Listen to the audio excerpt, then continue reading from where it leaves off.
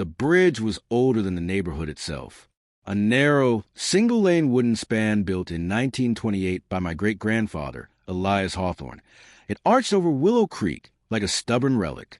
The planks creaked under tires, the railings sagged, and the county had condemned it twice. Once in 1974, once in 1992. Both times, my family paid for repairs out of pocket because the bridge was on private land, deeded to us in 1893. The county didn't own it. The HOA didn't own it. I did. I'm Jonah Hawthorne, 34, a software engineer who works in the old farmhouse my parents left me. The house sits on 20 acres of riverfront, and the only way in or out, unless you want to ford the creek in a canoe, is the bridge. When Maple Ridge Estates went up in 2005, the developer begged my dad to sell. Dad refused. The neighborhood wrapped around my property like a horseshoe, and every cul-de-sac, every manicured lawn, every McMansion driveway funneled traffic onto my bridge. For years, it was fine. Neighbors waved. Kids biked across. The HOA even sent a fruit basket when I replaced the decking in 2018. Then Karen Whitmore moved in. Karen was 42, divorced, and armed with a clipboard and a vendetta against anything that didn't match her vision of suburban perfection. She bought the corner lot on Sycamore Lane, directly across the creek from my gate. And within a week, she was president of the HOA. Her first email blast: safety concerns, the Hawthorne Bridge. Dear residents, the antiquated wooden structure connecting our community to the outside world poses an unacceptable risk. Splinters, rot, and structural instability have been reported. I propose we petition Mr. Hawthorne to remove the bridge and install a modern, code-compliant replacement, funded by a special assessment. I laughed so hard I spilled coffee on my keyboard. Remove my bridge? The one my great-grandfather built with his own hands? The one that predated her precious neighborhood by 77 years? I replied, all residents, naturally. The bridge is private property.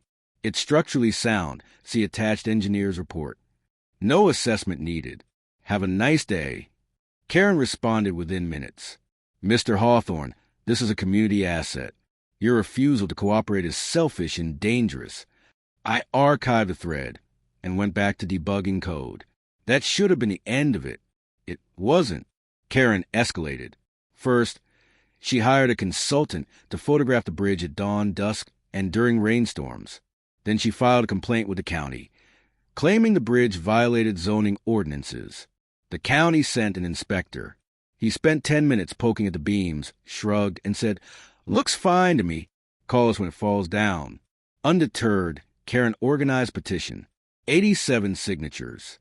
She presented it at the next HOA meeting, held in her double-height great room. I wasn't invited, but Mrs. Patel from Lot 14 Live texted me the highlights. Karen, we can't let one man hold our neighborhood hostage. Mr. Lee, hostage? I just want to get to work without dodging potholes on the service road. Karen, exactly? The service road is a disgrace because Jonah won't maintain the bridge. I wasn't maintaining the service road either. It was HOA property, but facts were optional in Karen's world. The final straw came on a Tuesday in March. I woke to the sound of chainsaws. 3 guys in Whitmore landscaping shirts were sawing through the bridge's support beams. My support beams. On my land. I sprinted outside in pajama pants and boots, yelling like a lunatic. The workers froze. Karen stood on the far bank, arms crossed, smirking. Stop. I roared. This is private property. Karen's voice carried over the water like a megaphone. We're removing a hazard, Jonah, for the children.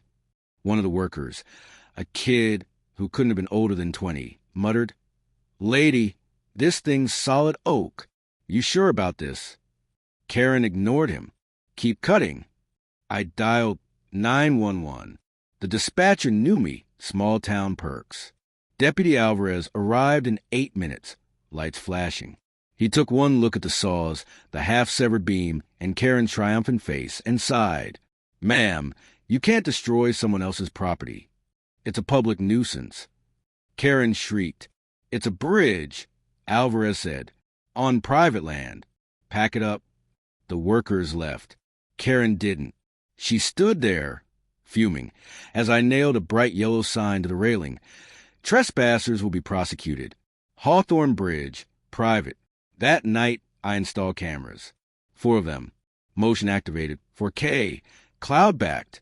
I also printed a stack of invoices. If Karen wanted to play dirty, I'd play smart. The idea came from my grandfather's stories. During the Depression, Elias charged a nickel to cross the bridge. Farmers paid in eggs, loggers paid in whiskey. The toll kept the bridge repaired, and the family fed. I dusted off the concept. On April 1st, I posted a new sign. Hawthorne Bridge toll $5 per vehicle. Per crossing cash, Venmo, or HOA assessment credit effective immediately. I added a QR code linked to a payment app and a lockbox bolted to a post. Then I waited. The first car was Mrs. Patel. She rolled down her window, laughing. $5? Jonah, you're insane. Bridge ain't free, Mrs. P. She paid with a crumpled 10 and told me to keep the change. Karen's going to lose her mind. She did. By noon, a line of minivans stretched to the stop sign. Karen marched down Sycamore Lane in yoga pants and a visor, flanked by 2 board members. She ripped the sign off the post and hurled it into the creek. I was ready. Camera footage streamed live to my laptop. I hit record. Karen, I called from my side, that's destruction of property. Again. This is extortion, she screamed. You can't charge us to leave our homes. Actually, I said, I can. It's my bridge. You want to use it? Pay the toll, or take the service road. Oh, wait, the HOA never paved it. The service road was a dirt track that turned to mud when it rained. It added 20 minutes to the commute and ruined suspensions. No one used it unless they had a truck and a death wish. Karen tried to rally the neighbors. We'll boycott. Mr. Lee, stuck in line with his Tesla, yelled, I've got a Zoom in 10 minutes, Karen. Pay the man. By 3 p.m., I collected $340. By sunset, $1,200. I posted a running total on a whiteboard. Day 1, $1,247. Karen called the sheriff again. Alvarez showed up, took one look at the sign, the lockbox, and the line of paying cars, and shrugged. Ain't illegal to charge for use of private property, long as you're not blocking emergency access. I wasn't. I'd even waive the toll for fire trucks and ambulances. I'm not a monster. The toll stood for 37 days. Karen tried everything. She sued me in small claims court, dismissed private property. She organized a carpool to the service road, abandoned after 3 Subarus got stuck. She even parked her SUV across the bridge entrance, daring me to tow it. I did. Cost her $450. The money piled up. $42,310 by the end. I used it to hire an engineer to reinforce the bridge with steel beams under the original wood, preserving the look, upgrading the strength. I added solar lights, a fresh coat of weatherproofing, and a plaque. Hawthorne Bridge, EST 1928. Tolls fund maintenance. Then I sent the HOA an invoice to Maple Ridge Estates HOA Re, bridge usage, 37 days at $5 per vehicle, 2 crossings/day, 87 households, asterisk. Asterisk amount due, $42,310 payment waives future tolls in perpetuity. Karen called an emergency meeting. I wasn't invited, but Mrs. Patel live-streamed it on her phone. The vote was 86-1 to pay. Karen abstained, screaming about coercion and theft. The check arrived the next day, signed by the treasurer with a post-it, "Never speak of this again." I cashed it, removed the toll sign, and replaced it with a new one. Welcome to Maple Ridge Bridge, maintained by HOA assessment trespassers prosecuted. Karen moved 6 months later. Sold her house at a loss. Rumor is she's terrorizing a condo board in Scottsdale now. The bridge still stands. Kids fish off it in summer. Teenagers sneak beers on it at night. And every spring, when the creek runs high, I walk the planks my great-grandfather laid and listen to them creak, just like they're supposed to. Some things are worth fighting for.